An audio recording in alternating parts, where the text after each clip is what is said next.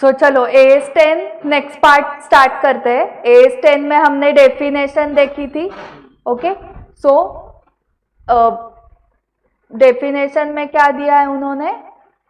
PP are the tangible items held for use in production or supply of goods or services or for rental to others or for administrative purposes expected to be used for more than 12 months. And intangible कौन से इसमें cover होंगे? हाँ, so AS10 में सिर्फ tangible. Okay, not applicable to agriculture, biological assets and wasting assets. Okay, bearer plants को applicable है, agricultural produce को नहीं है, AS2 भी नहीं है। करेक्ट। सो ये हमने पहले स्कोप देखा था, किसको किसको एप्लीकेबल है।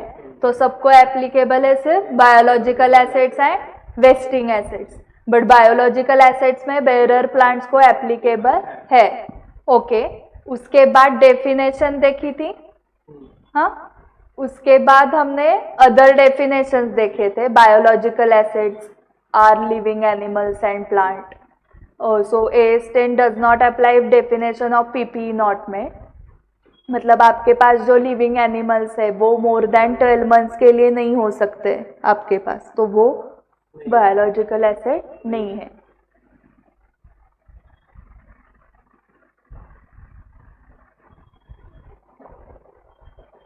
So first biological asset, biological asset को AS10 एप्लीकेबल नहीं है, बट वो बेरर प्लांट है तो एप्लीकेबल है। सो बेरर प्लांट का देखा था हमने definition. What are not bearer plants? Trees grown for use as lumber, trees which are cultivated both for their fruit and for their lumber, maize and wheat. Maize and wheat examples है, actually annual crops बोलना चाहिए। हाँ, then agricultural activity क्या होती है? Recognition criteria. हाँ, so the cost of an PP should be recognised as an asset if and only if it is probable that future economic benefits associated with the item will flow to the enterprise and the cost of the item can be measured reliably. And the cost of the item can be measured reliably.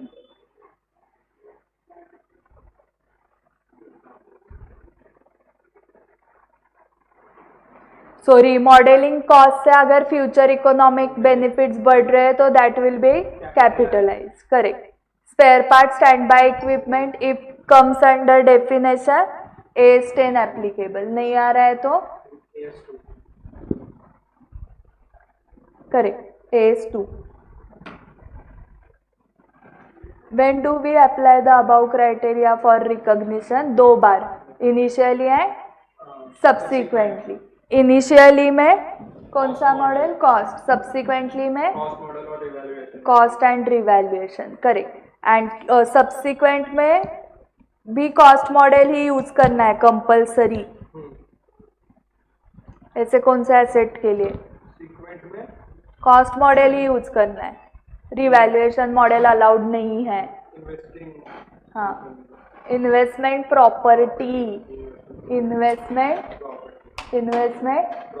हाँ।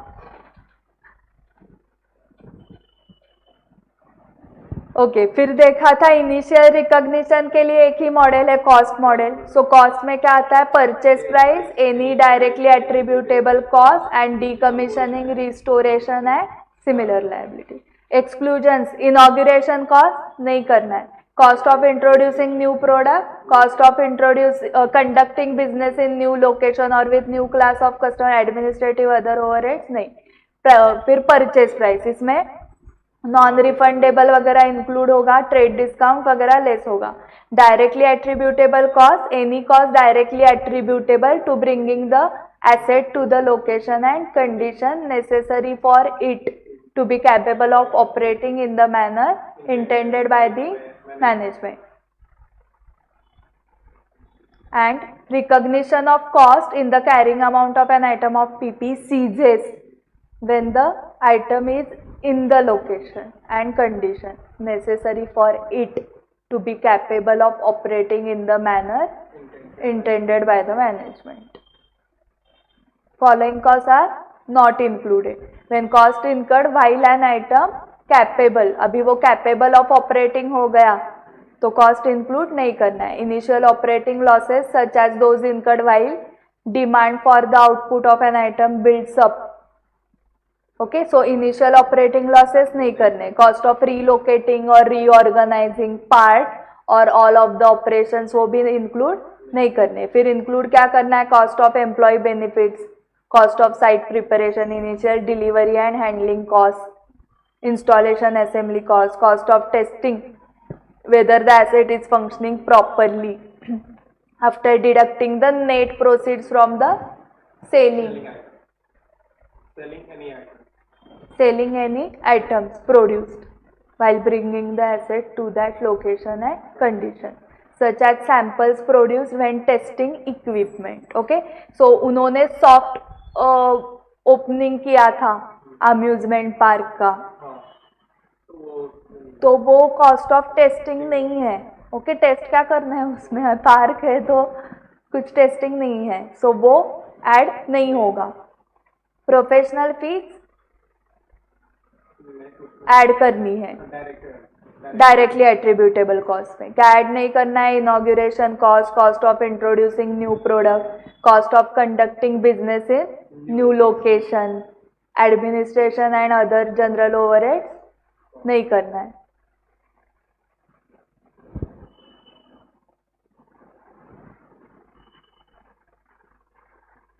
Okay, अभी directly attributable cost हो गए. अभी directly attributable income बताओ मुझे. So directly attributable income, example sale of debris और scrap material on demolition in case of redevelopment. तो वो क्या करना है? Directly attributable income adjust in cost of PP, not directly attributable P&L, जैसे कि कार पार्किंग, रेंटल इनकम. फिर illustration 2 में क्या किया था आपने कि कॉस्ट में क्या क्या ऐड करना है? सब ऐड करना था.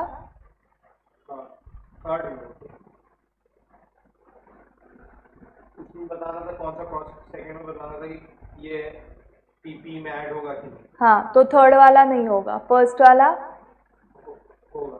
इंस्टॉलेशन हाँ, हो जाएगा. सेकंड नहीं.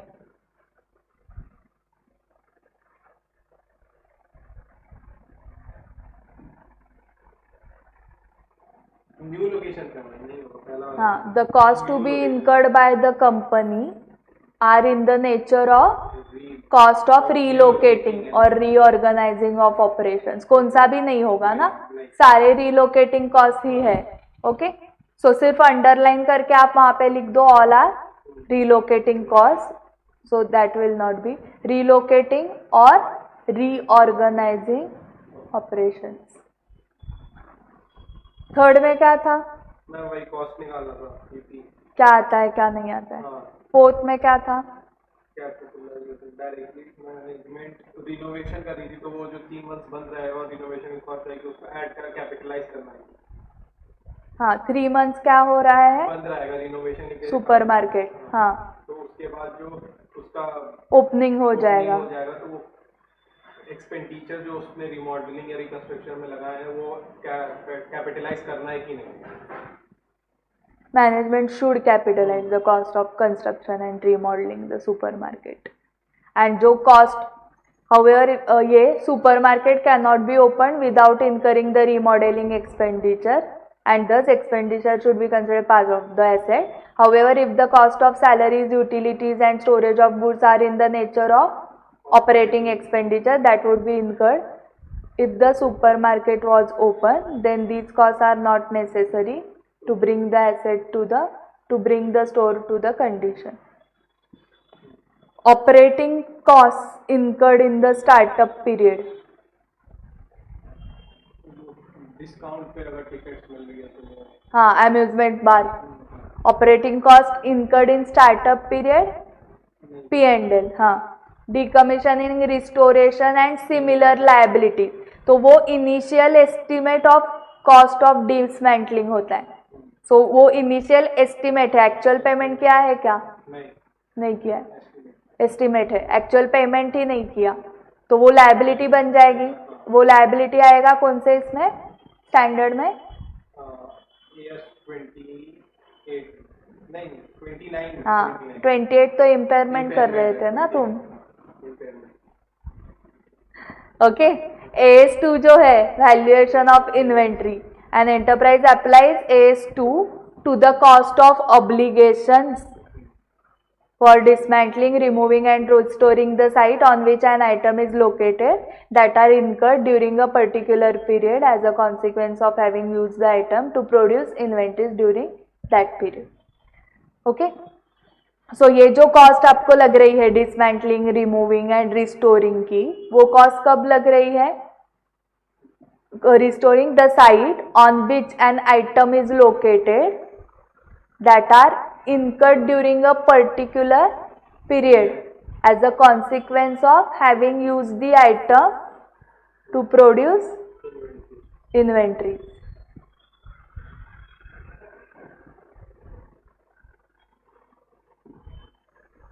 तो उस केस में वो कॉस्ट किस में ऐड करोगे?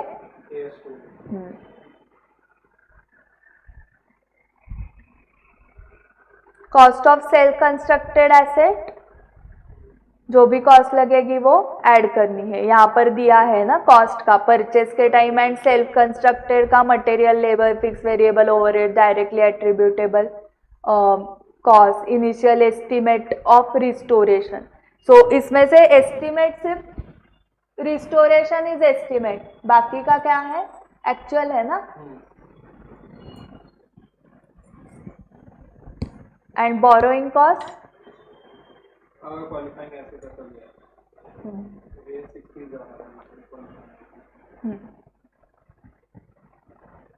A16 borrowing cost correct. Then exchange में ले सकते हो क्या आप एसेट, एक दिया दूसरा लिया। Cost of such an item of PP is measured at fair value if exchange transaction does not lack commercial substance. Okay, unless को मैंने रिप्लेस किया by if not, unless is equal to if not, if exchange transaction does not lack commercial substance. Commercial substance है मतलब उसमें, commercial substance है मतलब benefit हो रहा है। मैं एसेट 10,000 का दे रही हूँ और मुझे 15,000 का नया मिल रहा है एसेट, तो मुझे 5,000 का कमर्शियल बेनिफिट हुआ, कमर्शियल सब्सटेंस है। बट मैं 10,000 का एसेट देके 10,000 का नया एसेट ले रही हूँ, तो there is lack of commercial substance. तो if there is commercial substance तो आपको फेयर वैल्यू पे मेजर करना है, और fair value of either the asset receive और the asset given up is not reliably measurable.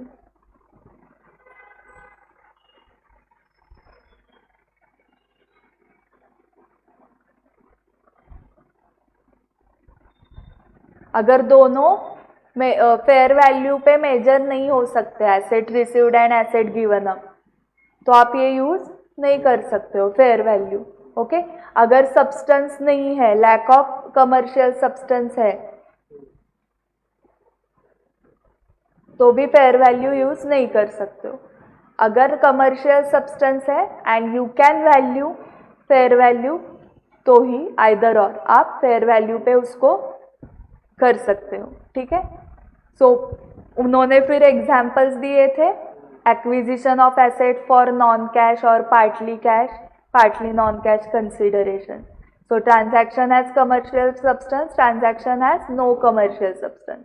So if transaction has commercial substance, मतलब हम जो एसेट दे रहे हैं वो 10,000 का है एंड जो ले रहे हैं वो 15,000 का है, so there is a commercial substance of 5,000। So cost of such PP is measured at fair value. उस केस में ही आप एफपी पे उसको रिकॉर्ड करोगे, FP of the asset given up, unless the FP of the asset received is more reliable. If information about reliability is not available, the following order of preference for recording PP can be followed. पहले तो fair value of asset given up, fair value of asset receive, ये जो नहीं है तो WDV होता asset given up. Okay, सबसे पहले तो जो एसेट देनी पड़ी आपको उसकी जो फेयर वैल्यू है वो आपको कॉस्ट लगी, वो नहीं है आपके पास, तो जो एसेट आपको मिल गई, रिसीव्ड एसेट रिसीव्ड का फेयर वैल्यू आपको कॉस्ट लगी, दोनों नहीं है तो जो asset they the given up, asset given up का WDV 10,000 है WDV, तो वो एसेट आपने दे दिया ना, मतलब आपको कितनी कॉस्ट लगी, WDV ऑफ दैट एसेट। ये कब करना है, इफ ट्रांजैक्शन हैज, मतलब फेयर वैल्यू दोनों एसेट्स के गिवन हो। हाँ, बट ये जो ऑर्डर हमने अभी देखी 1 2 3, पहले एसेट गिवन अप का फेयर वैल्यू, फिर हाँ, एसेट रिसीव का, अगर नहीं है तब तीसरा WDV ऑफ एसेट गिवन। हाँ, सो एसेट गिवन अप का फेयर वैल्यू पहले, second fair value of asset receive, दोनों नहीं है तो WDV of asset given up. ये जो फेयर वैल्यू का करना है वो कौन से सिचुएशन में करना है, जब transaction has commercial substance. If transaction has no commercial substance, a transaction lacks commercial substance if the position of the company before and after exchange of transaction remain the same in terms of cash flows or enterprise specific values. In such cases, the assets acquired will be measured at the WDV of the assets given up. So consideration received comprising a combination of non-monetary and monetary assets. So यहाँ पर क्या हो रहा था, पैसे आए हैं 20 lakh bank में, प्लांट मशीनरी 25 लाख का आया, हमने लैंड दिया है 10 लाख का, तो बाकी का हमें प्रॉफिट हुआ 35 लाख का। Now exchange of assets that lack commercial substance, so commercial substance lacks, in that case valuation is done at WDV of the asset given up. So पैसे आए थे 15,000, कार वाई आई थी ना आपको, एंड कौन सी कार दी आपने, X, उस X जो कार आपने दे दी गिवन अप, उसकी WDV थी 13 लाख। ओके, सो नए कार का भी वैल्यू 13 लाख, बट वो पूरी कार नहीं आई हमें, 13 लाख की सिर्फ कार नहीं आई, कैश भी आई थी 15,000, इसलिए जो नई कार आई वो 12,85,000।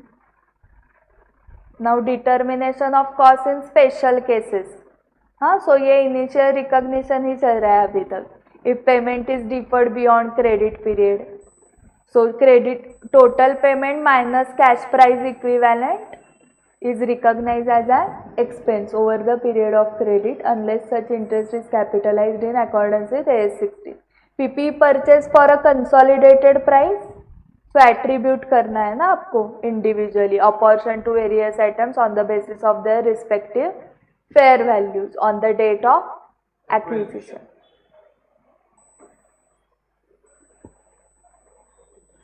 PP held by lessee under a finance lease, cost of an item of PP held by lessee under a finance is determined in accordance with AS 19. Government grant related to PP AS 12.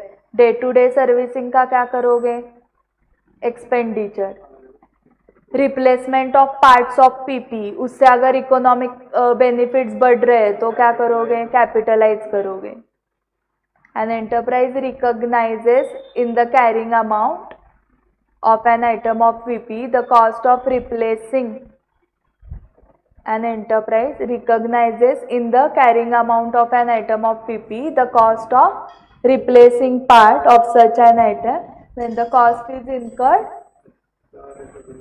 if the recognition criteria has met, otherwise क्या करना है, P&L।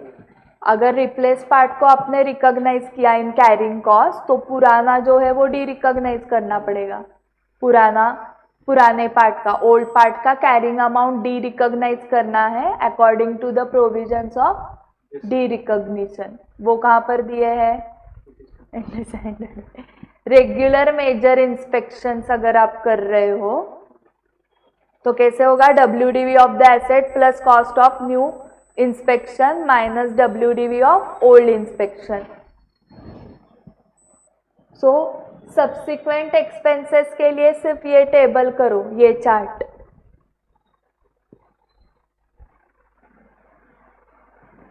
वो WDV of old part जो है या cost of inspection, पुराना old inspection का, वो कहाँ से मिलेगा आपको? सोर्स क्या है? Breakup from suppliers invoice. Breakup नहीं दिया है तो fair value at the time of purchase.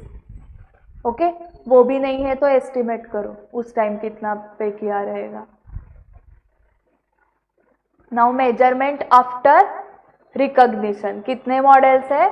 2, cost और रिवैल्यूएशन। किसने चूज करना है model? Enterprise should choose as its accounting policy and should apply that policy to an entire class of PP. Class of PP मतलब similar nature and use. So industry building and office building, ये similar nature and similar use है का दोनों का? नहीं। Factory में क्या करोगे? प्रोडक्शन। ऑफिस में meetings. So use in operations similar नहीं है तो वो डिफरेंट क्लास ऑफ पीपीज हो गए। सो हमने एग्जाम्पल देखा था ना, industrial buildings and office buildings are not, हाँ, so they are not covered under a single class. सो अलग क्लास किए थे, तो अलग क्लास है तो हम दोनों के लिए 2 मॉडल्स लगा सकते हैं, एक कॉस्ट मॉडल पे, दूसरा revaluation.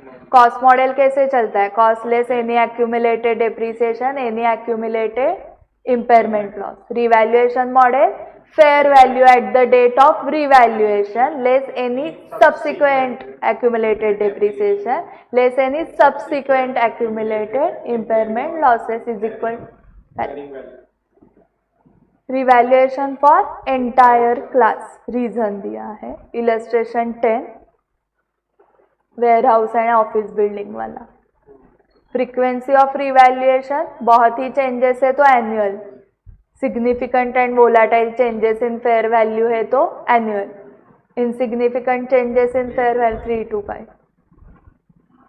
Okay, determination of fair value, it should be a realistic estimate of the current cost. Okay, now accounting treatment of revaluation, technique A, उसके ऊपर केस स्टडी, देन टेक्निक 2 उसका example, and then revaluation का increase decrease का chart.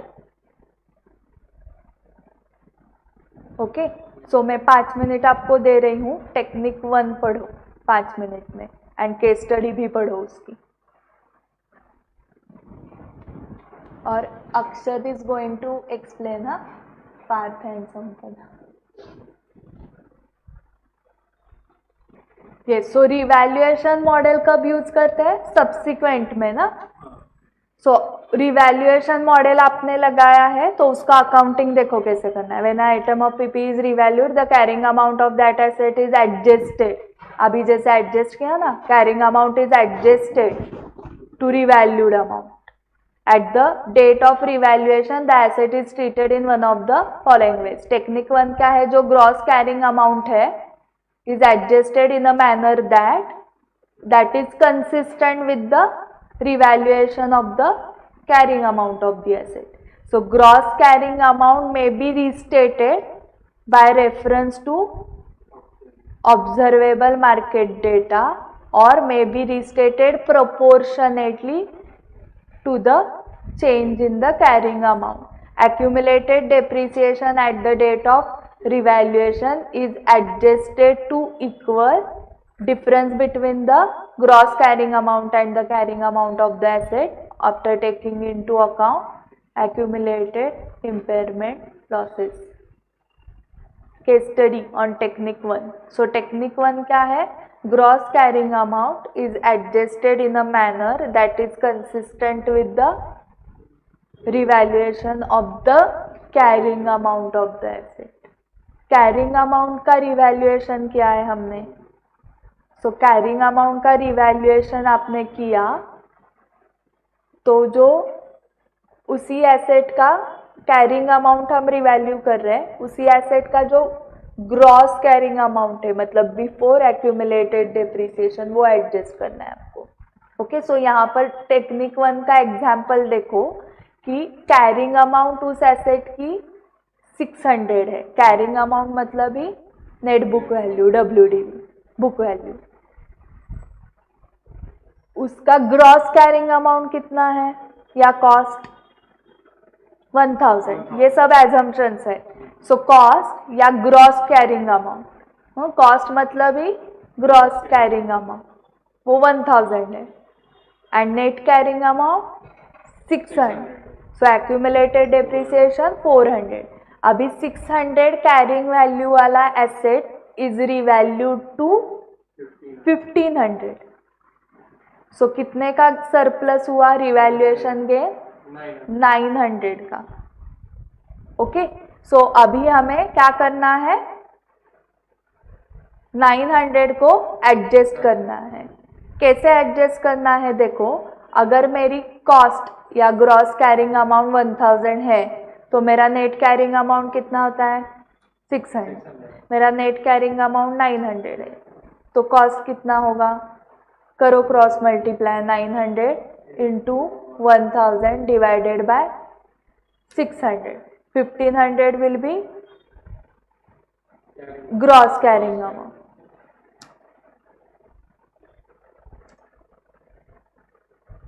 Okay, next, जब मेरा net carrying amount 600 होता है तब मेरा एक्यूमुलेटेड डेप्रिसिएशन 400 होता है. अगर मेरा नेट कैरिंग अमाउंट 900 है तो मेरा डेप्रिसिएशन कितना होगा, 900 इंटू 400/600. तो 600 क्या हुआ, एक्यूमुलेटेड डेप्रिसिएशन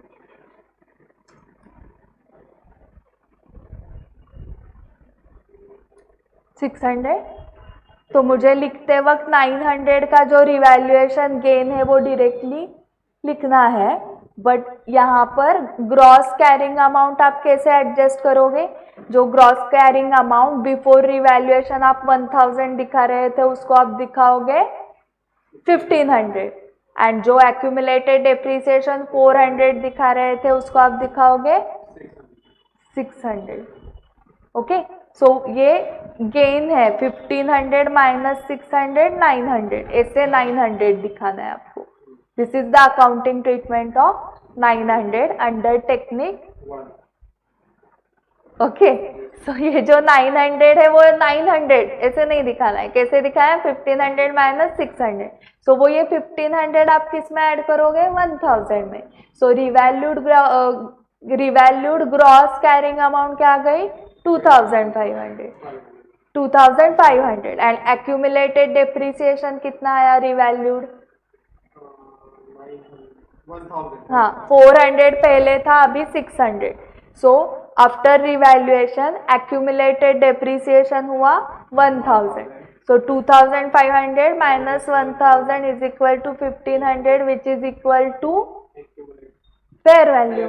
ओके, सो ये अमाउंट आ गया. अभी debit credit accounting, so PP account debit 1500 to accumulated depreciation 600, ये नया वाला, टू सरप्लस 900. क्लियर हुआ. सो ये टेबल बनाने के बाद आपको ये फिगर मिलेगी 600. 1500 PP account debit 1500 to accumulated depreciation 600 and इन दोनों का डिफरेंस 900.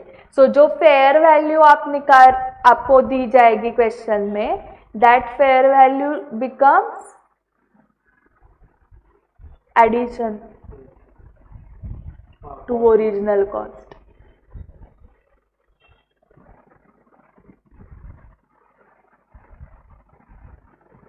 ये समझा है. सो आप क्या करते हो, original cost less accumulated depreciation, आपको नेट कैरिंग अमाउंट मिलती है, दैट इज बुक वैल्यू.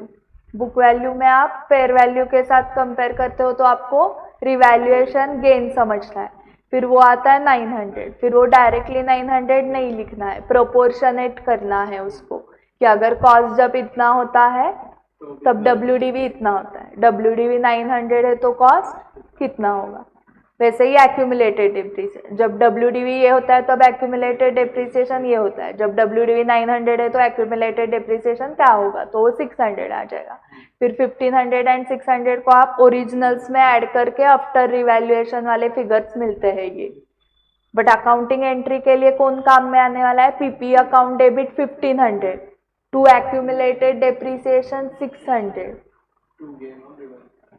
मतलब आपको एक्यूमुलेटेड डेप्रिसिएशन फाइंड आउट करना है आफ्टर रिवैल्यूएशन प्रोपोर्शनेटली, जो 600 आ रहा है। सो अकाउंटिंग एंट्री के लिए उतना ही काम का है।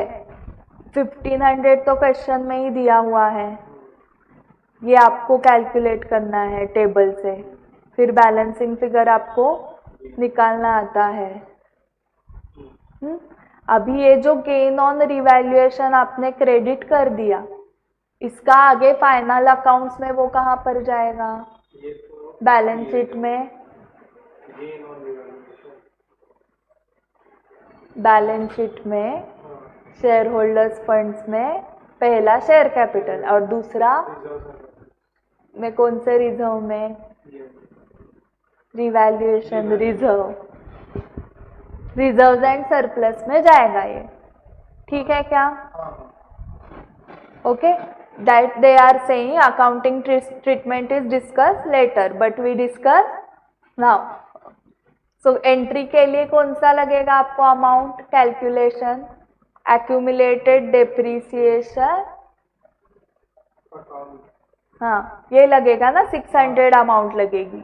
ओके, सो ये जो गेन हुआ 900 that is allocated proportionately to cost and depreciation. So ये गेन जो 900 हुआ है उसमें से एक्यूमुलेटेड डेप्रिसिएशन कितना है, ठीक है?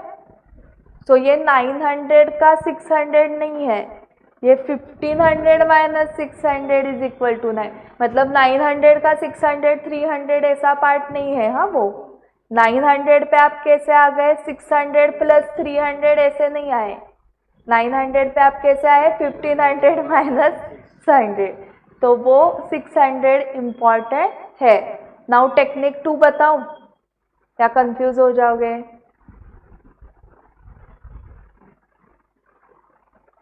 टेक्निक 2 बाद में, थोड़ा गैप लो, वो अकाउंटिंग ट्रीटमेंट देखो। रिवैल्यूएशन में इधर इंक्रीज या डिक्रीज हो सकता है। अगर इंक्रीज हो गया तो credited directly to owners interest under the heading of revaluation surplus, मतलब रिवैल्यूएशन रिजर्व में जाएगा, note to reserves and surplus. And decrease हुआ तो charge to statement of profit and loss. ये इंक्रीज डिक्रीज के रूल्स है, इंक्रीज हुआ तो रिवैल्यूएशन रिजर्व, डिक्रीज हुआ तो P&L, ये नॉर्मल रूल्स हुए, इसको एक्सेप्शंस है।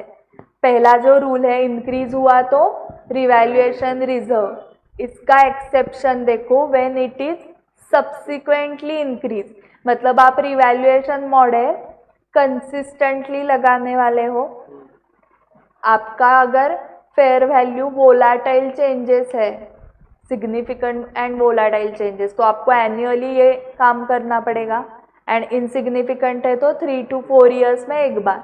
सो आपने जब इनिशियली किया था रिवैल्यूएशन, सो फर्स्ट परचेस किया, that is initial recognition, year and को सब्सिक्वेंट रिकॉग्निशन आ गया, तब डिक्रीज हुआ था। देन सेकेंड ईयर के एंड में आपने फिर से रिवैल्यूएशन किया, आपका वोलाटाइल वाला है एसेट, तो सेकेंड ईयर के एंड में आपने जब रिवैल्यूएशन किया तब इंक्रीज हो गया अमाउंट। सो इनिशियल डिक्रीज था ईयर 1 के एंड में, हाँ, तो उसको बोलते हैं when it is subsequently increase. Okay, so year 2 के एंड में वो क्या हुआ, इंक्रीज हो गया, उसको आप क्या बोलोगे, सब्सिक्वेंट इंक्रीज। तो उस केस में रिवैल्यूएशन रिजर्व में नहीं जाएगा, it is recognised in the statement of P&L to the extent that it reverses a revaluation decrease of the same asset previously recognized। जितना, क्योंकि इनिशियल डिक्रीज है तो आपने रूल देखा, स्टेटमेंट ऑफ P&L को चार्ज करते हैं इनिशियल डिक्रीज में। सो जितना आपने P&L को चार्ज किया था उतना नेक्स्ट ईयर में रिवर्स करना है पहले, मतलब वो P&L को क्रेडिट करना है। एंड उससे और कुछ ज़्यादा आ गया तो excess will be credited to revaluation reserve. So recognize in the statement of P&L to the extent that it reverses a revaluation decrease of the same asset previously recognized in the statement of P&L. So पहले आपको क्या करना है, reverse करना है to statement of P&L. So entry कैसे होगी, PP account debit to P&L to revaluation reserve. ठीक है, अभी डिक्रीज है तो मेन रूल क्या है, statement of P&L. But exception में क्या होगा, सब्सिक्वेंट डिक्रीज. मतलब पहले क्या हुआ है, इनिशियल इंक्रीज है तो subsequent decrease. So decrease should be debited directly to owners interest. Owners interest मतलब ही shareholders fund under the heading of revaluation surplus मतलब revaluation reserve to the extent of any credit balance existing in revaluation reserve in respect of that asset. So अगर subsequent decrease है तो directly P&L को debit नहीं करना है, पहले revaluation reserve debit करो, जितना उसमें बैलेंस है उतना, फिर P&L डेबिट करो टू PP. सो एंट्री क्या हो गई, revaluation reserve account debit P&L account debit to PP. So entries लिखोगे क्या, कहाँ पर लिखोगे, कल नहीं आएंगे, कल क्या, कल बुक नहीं आएगा तो उसमें लिखेंगे. हाँ, क्लास को आने से पहले. हाँ, तो अभी आज आ रही हूँ. हाँ हाँ, सो वो मतलब होमवर्क के लिए करो.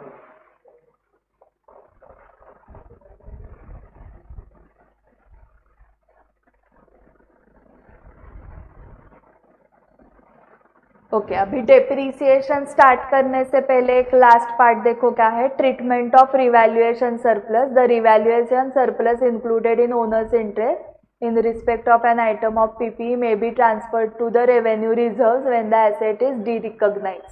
सो जब आप एसेट डी रिकॉग्नाइज करोगे मतलब आपके बैलेंस शीट में एसेट साइड को वो पीपी नहीं रहा, वो डी रिकॉग्नाइज हुआ है क्योंकि आपने सेल किया, तो फिजिकली भी नहीं है तो बुक्स में भी नहीं होना चाहिए, तो पीपी भी नहीं है तो उसका रिवैल्यूएशन रिजर्व भी नहीं होना चाहिए. तो वो क्या करना पड़ेगा आपको, transfer it to the revenue reserves. Revenue reserves मतलब the reserves which are available for distribution, general reserve for available for distribution as dividend. आप capital reserve, capital redemption reserve, revaluation reserve इससे डिविडेंड नहीं दे सकते हो, आप general reserve से dividend दे सकते हो, उसको ही रेवेन्यू रिजर्व बोलते हैं. सो ये कब ट्रांसफर करोगे, when the whole surplus is transferred. कब पूरा, revaluation reserve account debit to general reserve. ये एंट्री कब करनी है, when the asset is retired और disposed of. Sum of the surplus may be transferred as the asset is used by an enterprise. In such a case, the amount of the surplus transferred would be depreciation based on the revalued carrying amount minus depreciation based on original cost. Okay, so revalued carrying amount के ऊपर जो depreciation आएगा, revalued carrying amount थी 2500, उसके ऊपर का 10% depreciation मान दो तो वो आता है, हाँ, बट वो कैरिंग नेट कैरिंग अमाउंट लेनी है, SLM मेथड यूज करते हैं. तो SLM में तो ओरिजिनल कॉस्ट पे ही हम परसेंटेज निकालते हैं. सो 2500 पे 250 and depreciation on original cost तो 1000 थी, याद है, तो उस पर कितना आएगा, 10% 100 and depreciation on revalued carrying amount 250 minus 100 150 transfer करना है रेवेन्यू रिजर्व को. सम ऑफ द सरप्लस में भी transferred as the asset is used by an enterprise. ठीक है, transfers from the revaluation surplus to the revenue reserves are not made through the statement of P&L. मतलब revaluation reserve account debit to P&L नहीं कर सकते हो, वो current year का income नहीं है, करंट ईयर का नेट प्रॉफिट नहीं है आपका. P&L क्रेडिट करने के लिए आपको क्या क्रेडिट करना पड़ेगा? हाँ या रेवेन्यू रिजर्व, करेक्ट। अभी टेक्निक 2 देखते हैं। टेक्निक 1 अभी कंफर्म पता है ना भाई, तो ये बहुत ही कंफ्यूजिंग है। Technique 2, accumulated depreciation is eliminated against the gross carrying amount of the asset. Case study on technique 2. So details देखो कैसे। PPE before revaluation क्या assumptions थे? cost 1000 है, accumulated depreciation 400, net book value 600, PPE after revaluation 1500, cost 1500, net book value भी 1500, तो revaluation gain 500 का हुआ and accumulated depreciation वैसे ही रहेगा 400, तो increase on revaluation 900। So entry देखो कैसे आएगी, accumulated depreciation account debit to PP 400। सो आपका पीपी दिखेगा बैलेंस शीट में किसके ऊपर? 1500, ओके नेट। बट पीपी की नोट बनाओगे हाँ, तो accumulated depreciation 400 दिखेगा, ओके। सो आगे देखो, accumulated depreciation eliminate against the gross carrying amount of the asset। So gross carrying amount of the asset क्या है? यही है 1000। हाँ, सो पहली एंट्री आपको करनी है accumulated depreciation to PPE 400 and दूसरी एंट्री वो गेन वाली 900, PPE to gain on revaluation 900, okay. 900 कैसे आया? 600 एंड 1500 का डिफरेंस। तो देखो आपने क्या किया, आपका PPE 1000 का था, उससे 400 क्रेडिट किया, मतलब 600 पे आ गया ना वो, एंड फिर से उसको 900 का डेबिट दिया गेन के लिए, तो 600 पे आया था, फिर 600 पे आया था, फिर 900 को डेबिट कर दिया, फिर 1500 पे आ गया पीपी अकाउंट इमेजिन करो। टू बैंक, पहला टू बैंक कितना? 1000, then by depreciation 400, to surplus, to gain on revaluation 900, तो 1900 टोटल डेबिट साइड की minus 400 is equal to by balance carried down 1500। कौन सा इजी है? ठीक है। So gain on revaluation 900 recognise entirely in PP. तो हम पीपी में ही दिखा रहे 900, वो कैसे दिखाते? नहीं, पीपी में 1500 एंड एक्यूमुलेटेड डेप्रिसिएशन में 600, ऐसे 900। तो यहाँ पर हम दिखा रहे हैं नहीं, पूरा पीपी का ही गेन है वो 1500। सो 1000 ओरिजिनल कॉस्ट में गेन ऐड करो 900 का, एंड उससे जो एक्चुअल डेप्रिसिएशन आ रहा है वो लेस करो 400, तो भी 1500 ही आता है ना आपका। So accounting treatment of the gain is to be discuss later. तो लेटर वो हमने देख लिया ना, इनिशियल अगर इंक्रीज है तो रिवैल्यूएशन रिजर्व, सब्सिक्वेंट इंक्रीज है तो पहले जितना P&L को डेबिट किया था उतना रिवर्स करो एंड फिर एक्सेस रिवैल्यूएशन रिजर्व को। इनिशियल डिक्रीज है तो statement of P&L, subsequent decrease है तो पहले जितना बैलेंस है रिवैल्यूएशन रिजर्व में उतना डेबिट करो, वो फिर P&L को डेबिट। ये डिस्कस कर दिया है हमने, ठीक है। दोनों टेक्निक समझ में आ गए, मुझे भी टेक्निक 2 इजी लगा।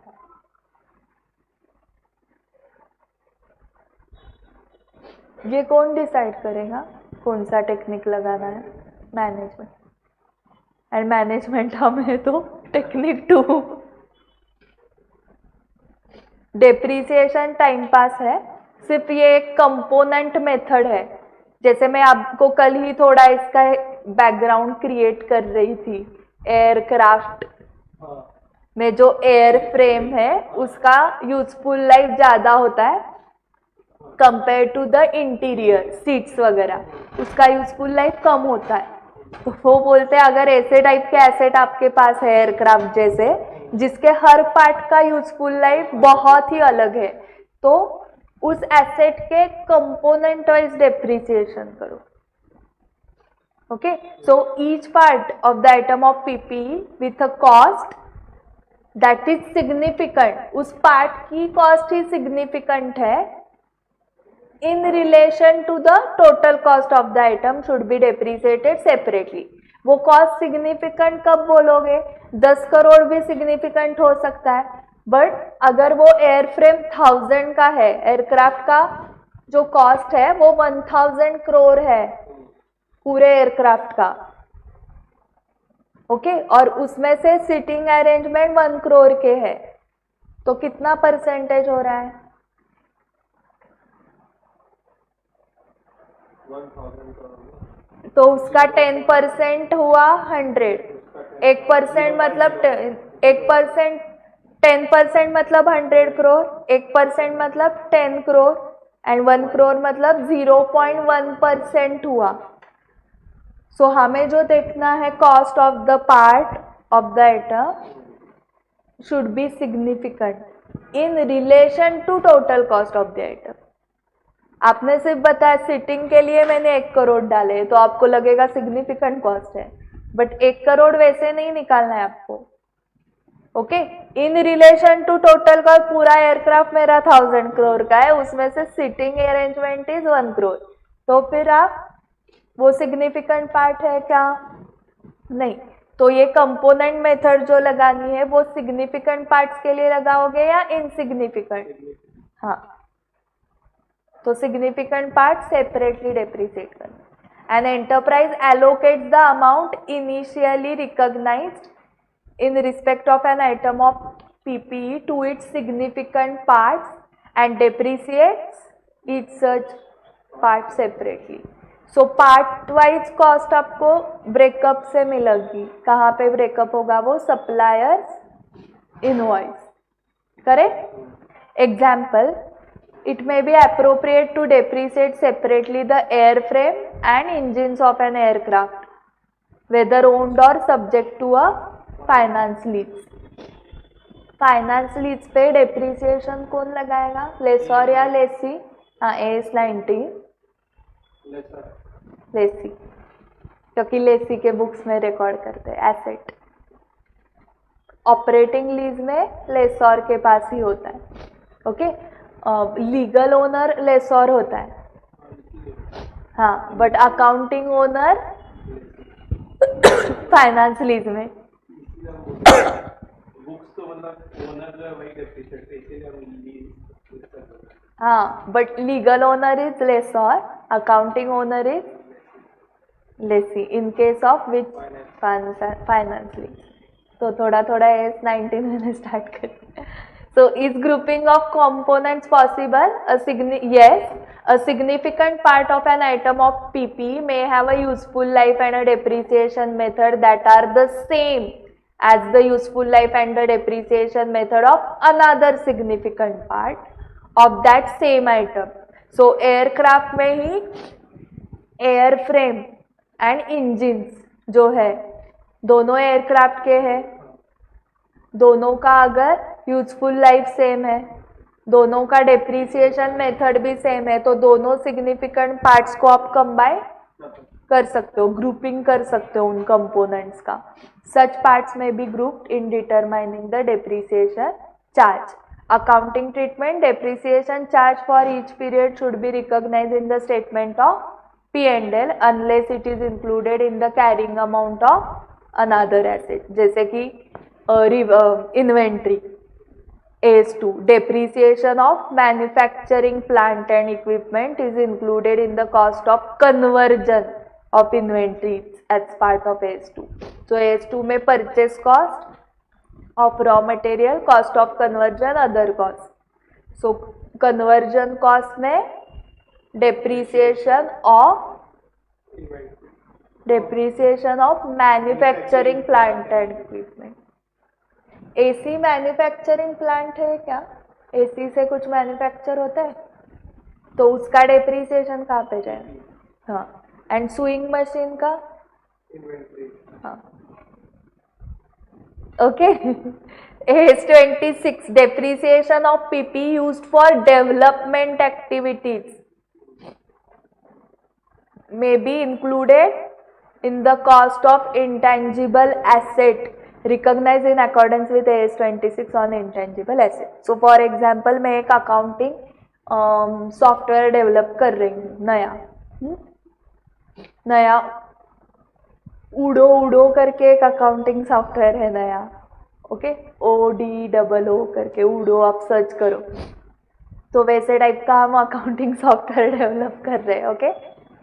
तो डेवलप करने के लिए आपको लैपटॉप लगेगा ना, तो लैपटॉप टेंजिबल है, पीपी है क्या लैपटॉप, तो उसके ऊपर जो डेप्रिसिएशन आएगा वो आप P&L को डेबिट नहीं करोगे, अकाउंटिंग सॉफ्टवेयर उडू नाम का जो आपका अकाउंटिंग सॉफ्टवेयर है उस सॉफ्टवेयर के कॉस्ट में ऐड करोगे, ओके। तो आपके पास एसेट्स जो है उसके ऊपर डेप्रिसिएशन जो है वो P&L को जाता है, ऐसे आंसर देगा 11th स्टैंडर्ड का बच्चा। CA इंटरमीडिएट का स्टूडेंट पूछेगा वो एसेट का करते हो आप, तो वो बोलता है वो AC है, तो आप बोलते हो P&L। वो बोलता है उस एसेट से मैं सॉफ्टवेयर डेवलप करता हूँ, तो आप बोलते हो कि उस सॉफ्टवेयर में ऐड कर दो। वो बोलता है उस एसेट से वो मशीनरीज है जिससे प्रोडक्शन होता है, तो आप बोलते हो फिर उसका डेप्रिसिएशन इन्वेंट्री में ऐड करो। ऐसे आंसर कौन देगा? CA student. बीकॉम वाला क्या बोलेगा? Depreciation P&L, depreciable amount and depreciation period. Depreciable amount क्या होता है? कॉस्ट ऑफ एन एसेट और other amount substituted for cost like revalued amount. If you are using which model? Revaluation model, तो आपका revalued amount आएगा ना, less रेसिजुअल value जो है, तो आपका डेप्रिसिएबल अमाउंट आया। The depreciable amount of the asset should be allocated on systematic basis over its useful life. Useful life is the period over which an asset is expected to be available for use by an enterprise, और आपको सिर्फ years में ही calculate करना है useful life. You can calculate in number of production or similar units expected to be obtained from the assets by the enterprise.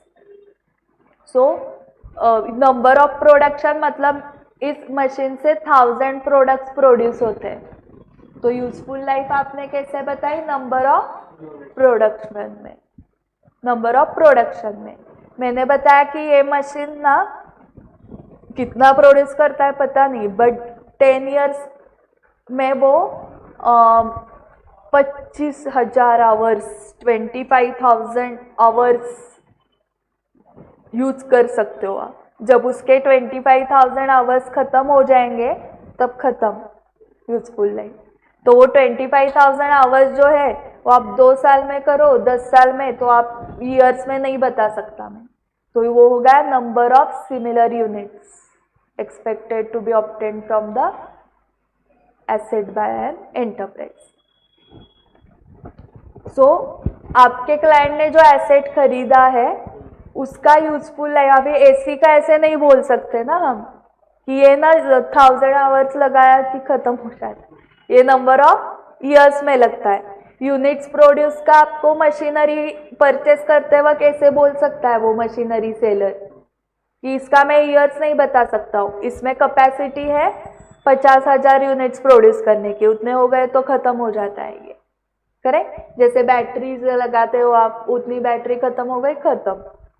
सो वो years पे depend नहीं होता है। एंड आवर्स का भी वो मतलब आपके क्लाइंट आपको बताएगा उसका यूजफुल लाइफ ईयर्स में है, यूनिट्स ऑफ प्रोडक्शन में है या सिमिलर यूनिट्स में है, ठीक है। रेसिजुअल वैल्यू क्या होता है of an asset? Is the estimated amount होती है वो, that's why change in useful life, क्योंकि वो भी एक्सपेक्टेड है, expected to be available. So useful life भी क्या है? Change in accounting estimate. Residual value भी change in accounting estimate. Cost model to revaluation model, change in accounting policy. And methods change किए, SLM to WDV, change in accounting policy.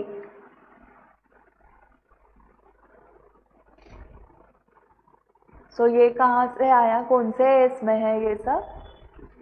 S 5, changes in accounting estimates, changes in accounting policies, extraordinary items, exceptional items है, कौन से S में है? S 5. So residual value of an asset is the estimated amount that an enterprise would currently obtain from the disposal of the asset after deducting the estimated cost of disposal. मतलब NRV जैसे हो गया ना वो. If the asset were already of the age and in the condition expected at the end of its useful life. All the following factors are considered in determining the useful life of an asset. Expected usage of the asset, expected physical wear and tear, technical or commercial obsolescence, legal or similar limits. Entity A has a policy of not providing for depreciation on PPE capitalized in the year until the following year, but provides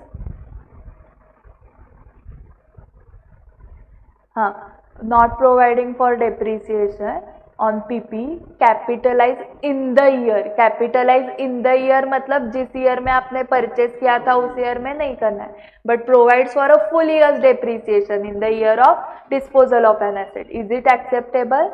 No. जिस year में capitalise किया, when it is available for use से start करना है, and when it is ceased, when it is de-recognized, the depreciation should be ceased. So the depreciable amount of a tangible fixed asset should be allocated on a systematic basis over its useful life. The depreciation method should reflect the pattern in which the asset's future economic benefits are expected to be consumed by the entity.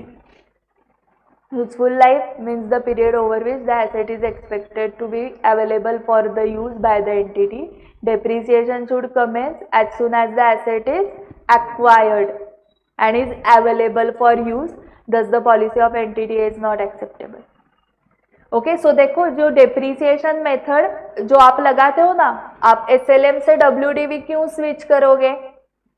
Switch करने के बाद accounting entries कैसे करनी है वो आपने सीखी है फाउंडेशन में. चेंज इन अकाउंटिंग मेथड, जिस ईयर में चेंज हुआ प्रोस्पेक्टिवली इफेक्ट दो, पुराना जाने दो, जो हो गया सो हो गया.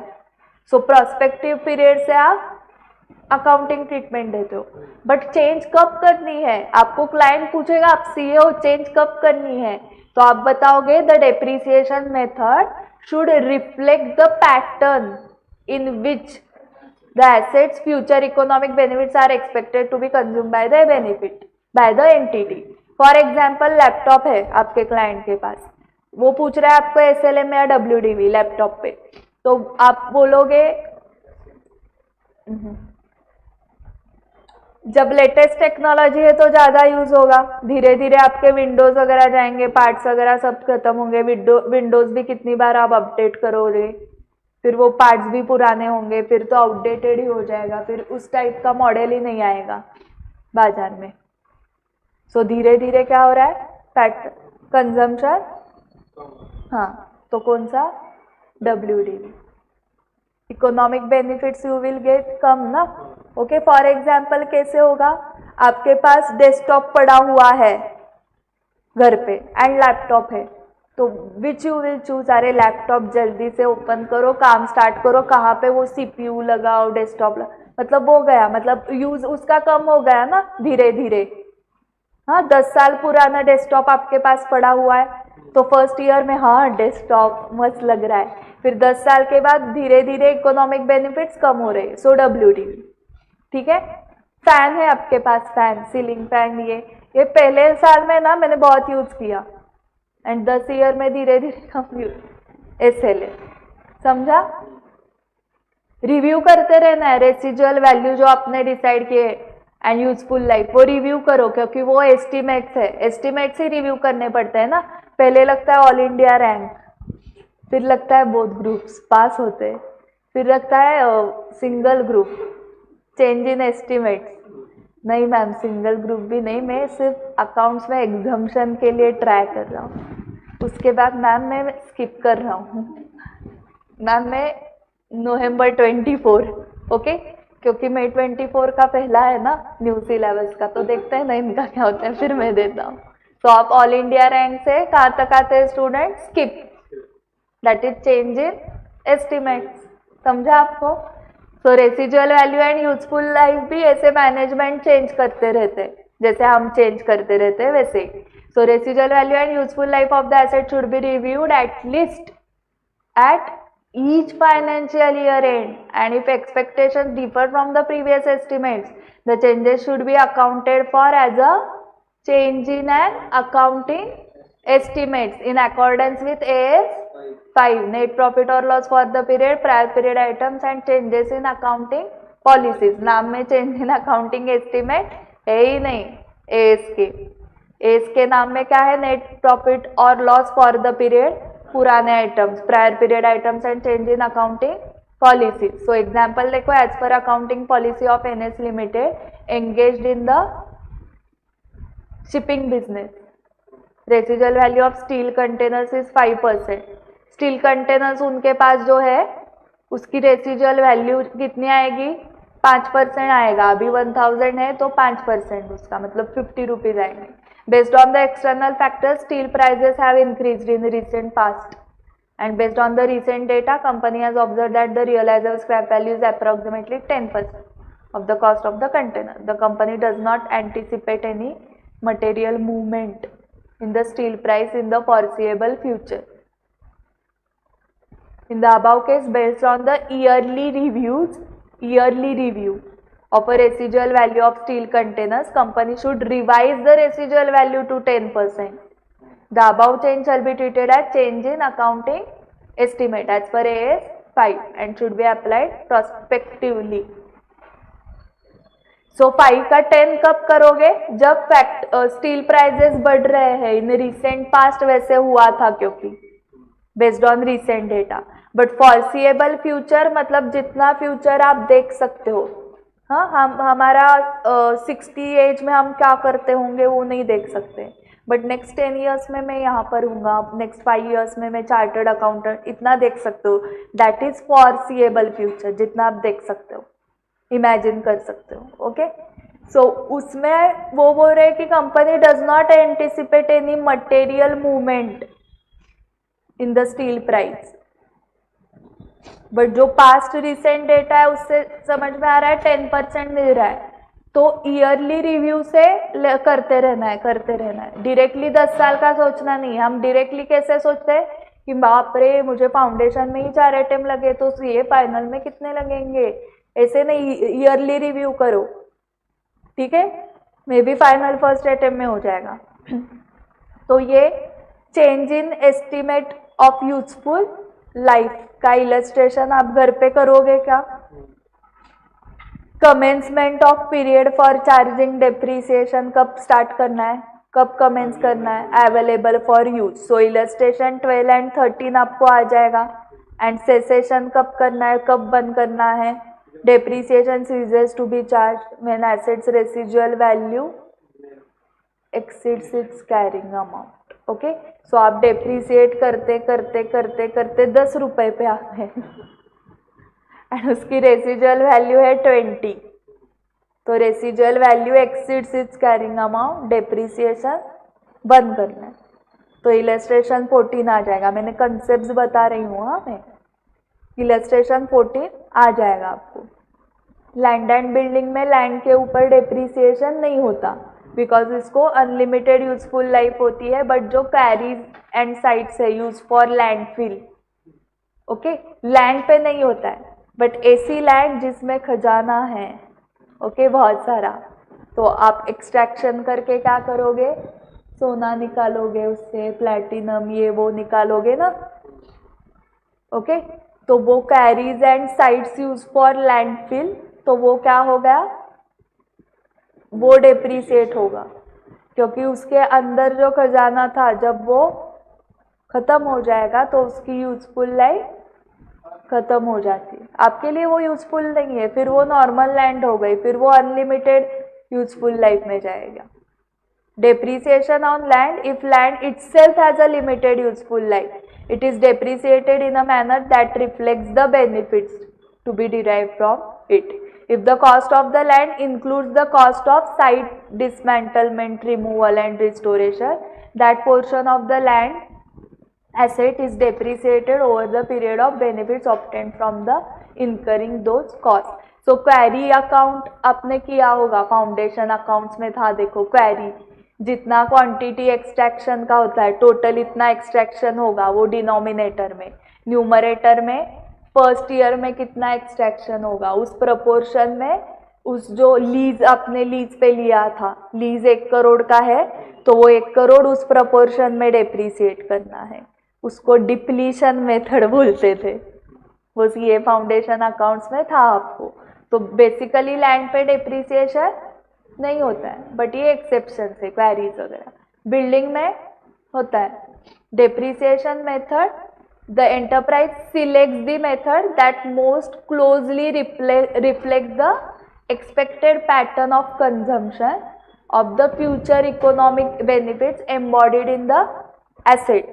The depreciation method used should reflect the pattern in which the future economic benefits of the asset are expected to be consumed by the enterprise. The method selected is applied consistently from a period to period unless, मतलब कब change करना है, there is a change in the expected pattern of consumption of those future economic benefits, or that the method is changed in accordance with the statute to best reflect the way the asset is consumed. So ये भी change in accounting estimate है, क्यों? क्योंकि expected pattern में change हो रहा है, सो वो पैटर्न भी हम एक्सपेक्ट कर रहे हैं, मतलब एस्टिमेट ही कर रहे हैं, सो सॉरी, सो वो भी चेंज इन अकाउंटिंग एस्टिमेट है। सो यूजफुल लाइफ चेंज करना, उसके बाद रेसिजुअल वैल्यू चेंज हो गई या मेथड चेंज हो गई, तीनों चेंज इन अकाउंटिंग एस्टिमेट है। सिर्फ cost model to revaluation model change in accounting. So SLM WDV units of production method, मतलब वो याद है आपको, ये मशीन 1 लाख आवर्स के लिए चलेगा, बट उसमें से फर्स्ट ईयर में लग रहा है 10,000 आवर्स, तो 10,000 hours upon 1 lakh hours into cost of asset, so वो यूनिट्स ऑफ प्रोडक्शन मेथड हुआ। SLM results in a constant charge over the useful life if the residual value of the asset does not change. Constant charge furniture पे लगाओगे, ऐसे होता है क्या, ये benches ना फर्स्ट ईयर में बहुत यूज हुए हैं, अभी यूज ही नहीं है कुछ उसका, सो फर्नीचर पे जनरली आप लगा सकते हो SLM। Diminishing balance method results in a decreasing charge over the useful life, जैसे कि लैपटॉप आउटडेटेड हो रहा है, electronic items, correct. And units of production, आपका जो एसेट है उसका यूजफुल लाइफ ईयर्स में नहीं है, number of units produce number of hours में है, तो that results in a charge based on the expected use और आउटपुट।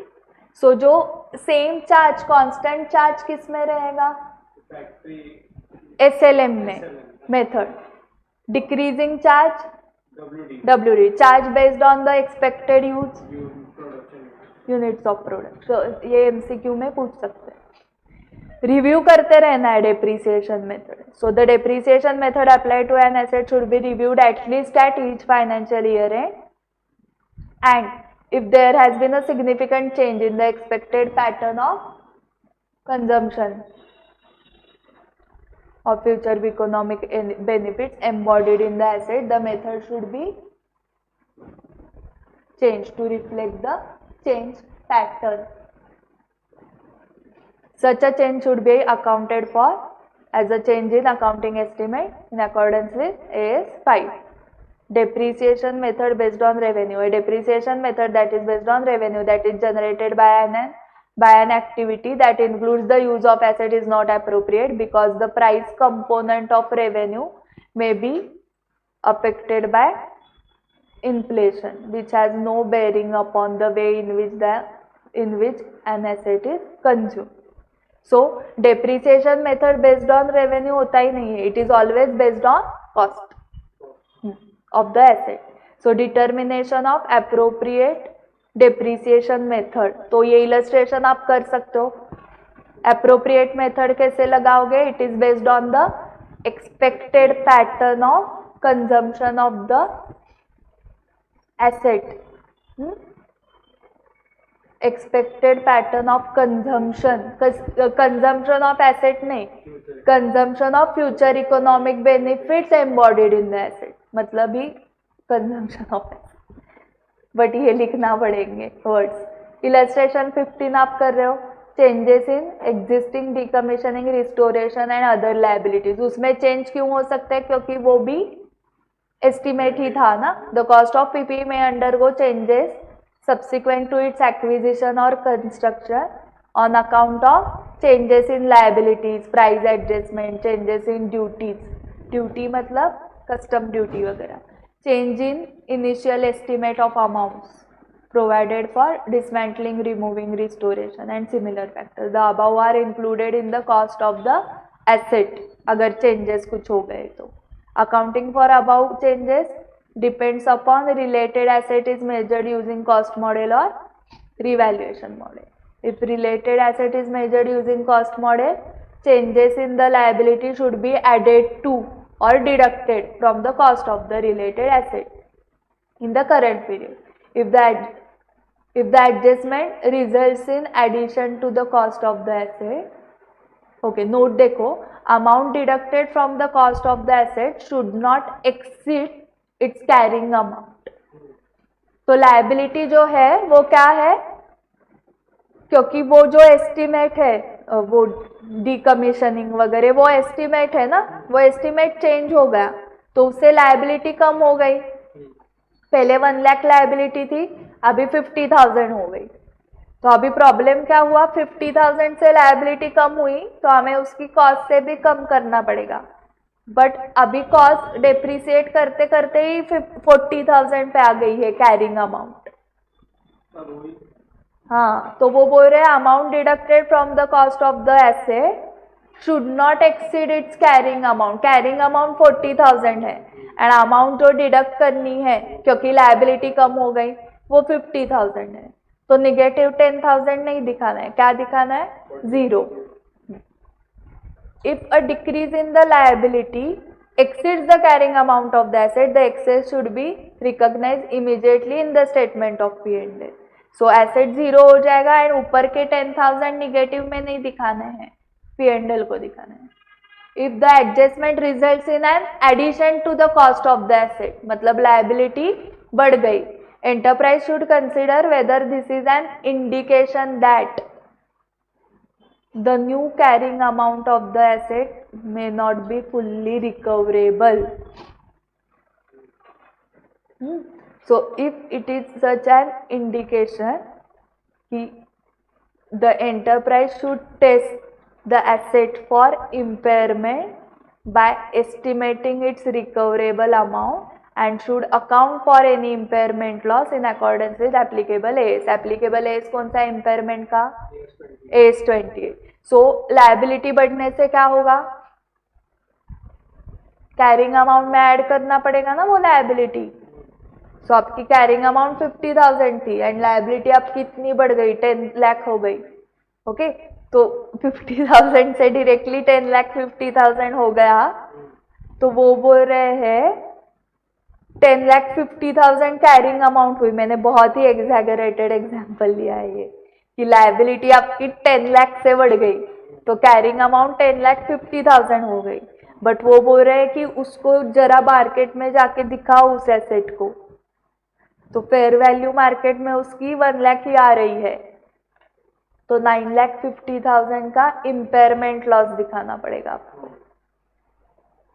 फिर वो आपकी 1,50,000 पे दिखेगी।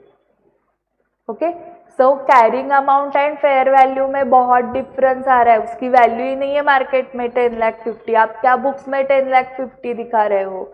वो तो आपको कॉस्ट लगी, आपको कुछ तो पेनल्टी लगी होगी, आपने डिसमेंटलिंग टाइम पे किया नहीं होगा, वैसे ही साइट रख दी होगी, रिस्टोरेशन जल्दी करके देना चाहिए ना, इसलिए आपको वो पेनल्टी लगी जो आपने कॉस्ट में ऐड कर दी। ओके, तो ऐसे अलाउड नहीं है। क्योंकि उसकी वजह से आपकी कॉस्ट बढ़ गई है, बट मार्केट में उसकी वैल्यू आज सिर्फ 1.5 लाख, आज 1 लाख है। तो 9,50,000 इम्पेयरमेंट लॉस, AS 28। सो थोड़ा सा AS 99 28 भी बताया मैंने, AS 5 भी बता रही हूँ बीच बीच में। If the related asset is using revaluation model, changes in liability alter the revaluation surplus or deficit previously recognized on the asset, so that decrease in the liability is credited directly to revaluation surplus in owner's interest.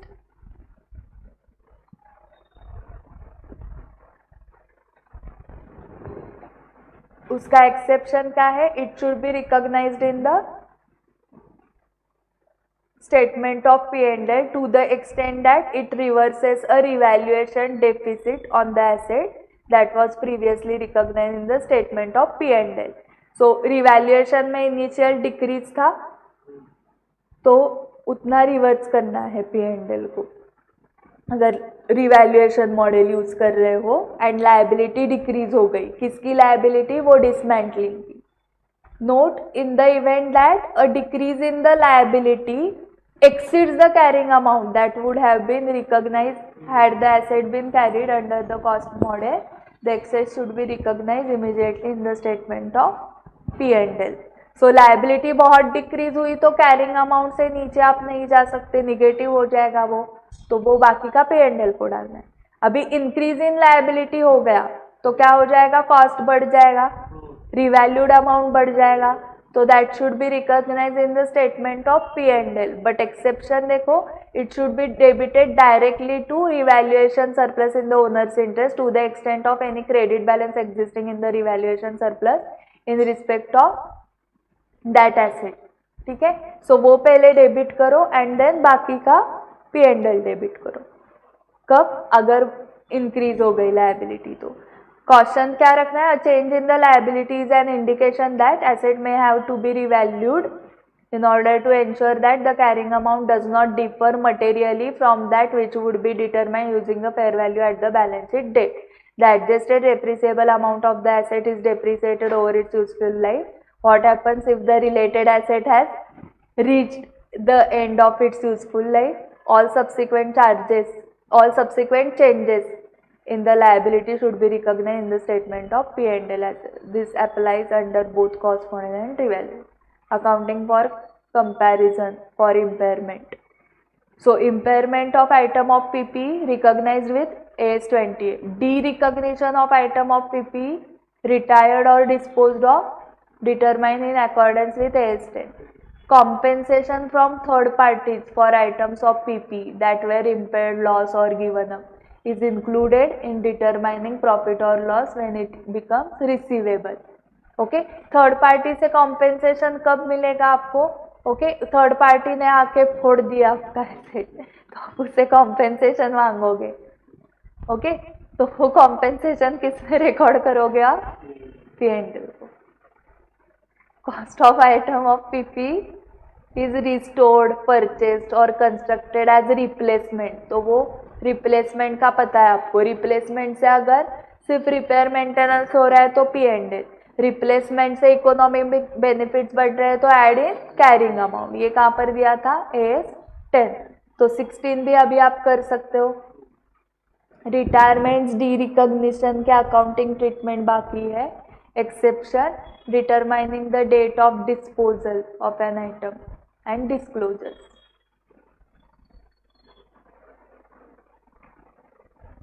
Illustration 16 आप कर रहे हो ना? सो अभी retirement and D recognition उतना ही बाकी है।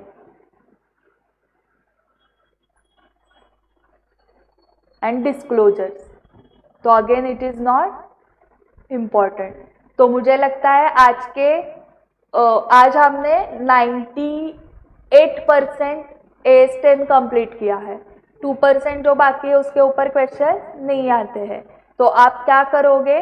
Solve करो पूरा exercise, MCQs, all practical questions, जो इलस्ट्रेशंस मैंने बताया वो सारे सॉल्व करो। एंड मैं साइमल्टेनियसली आपको क्या दूंगी? Question bank. ठीक है, कल कौन सा स्टैंडर्ड स्टार्ट कर रहे हैं? 19 उसका टाइमिंग क्या है? 11:30 नहीं, कल का टाइमिंग इवनिंग का ही है, 5:30 to 7। एक काम करते हैं, 6 to 7:30 चलेगा क्या? 6 to 7:30, अब आज वैसा ही हुआ ना, क्योंकि 6 to 7:30, ठीक है। चलो बाय बाय।